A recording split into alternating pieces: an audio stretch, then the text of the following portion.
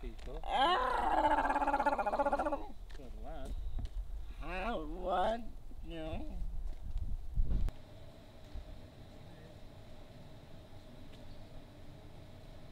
done. Nearly there. Well done. No. Hello. Hello, Hello, David. Hello, Dave. I started into bed. Oh, thanks very much.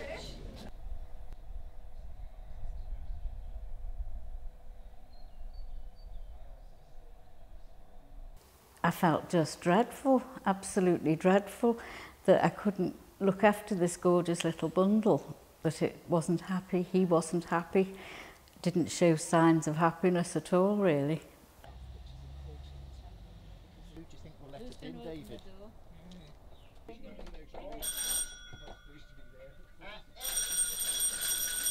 Oh, hello, David. Come on in. Have you got to give you? Thank you, Tom. You're welcome. There you go, good lad. What a good guy. As time went on, he wasn't speaking, he wasn't talking, he wasn't walking, and his development was very, very slow. He was all floppy. I couldn't change him properly on my knee. 8 times 4 is 32. Good guy. Yeah. Is it you? Tasty. Is it very tasty? Are you chewing this properly? Oh yeah, keep chewing, keep chewing, keep chewing, keep chewing, keep chewing, keep chewing, keep chewing. We had a 6-month assessment, and the experts, in inverted commas, looked at him and said, right, there is a problem here. We don't know what it is. He's not developing the way he should do. His muscle tone is not very good. He was at that time hurting himself, pulling his hair, the back of his head. But there was nothing forthcoming in the way of real help. So we were stuck in the situation of not knowing what to do. Eventually, he went to a specialist hospital for them to look at him. They came up with a simple solution, that it was developmental delay. He might walk, he might talk, he might not. There was also at that time a thought process that it was lazy parenthood. Now, lazy parenthood, in other words, we didn't try with our son. He was allowed not to do anything. We didn't engage him mentally or physically. This was far from the truth, but it was a common misconception.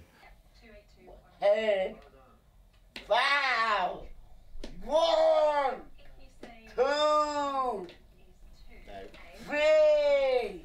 With a bit of luck, and it will take a lot of time, I'm not thinking that it'll be tomorrow or next year, they'll be able to help him even further so that he can be happy and content, which is all we've ever wanted for the poor lad. It's a waterproof, shockproof biosensor, Right, okay. to be worn on the wrist. Mm-hmm.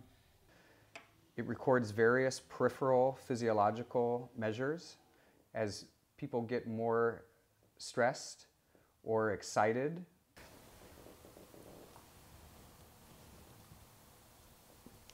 That's the sweating being detected by those 2 metal electrodes on the end of the wristband.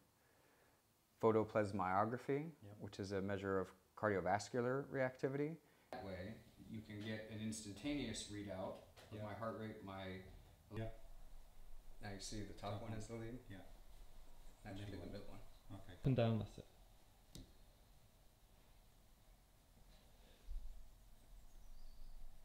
The more severely impacted, who we understand the least and who we seek to help, we know very little about because we cannot get data from them in these traditional settings.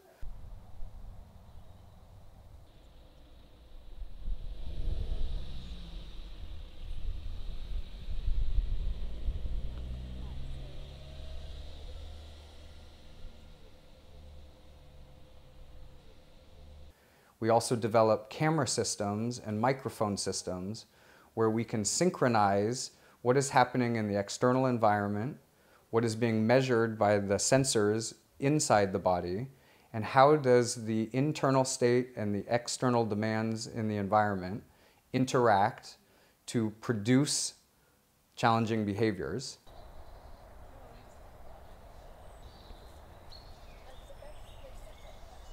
At the end there we go. Come on. Shovel it all on. There we go. Well done.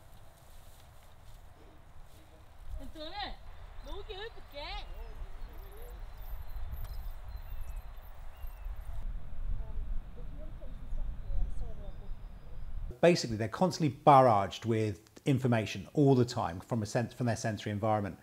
Now, if we're able to understand to what extent the sensory environment is affecting the anxiety of the individual, then we can provide, hopefully, some very low-level strategies for those individuals to help reduce their stress and anxiety. Things like ear defenders and dark glasses.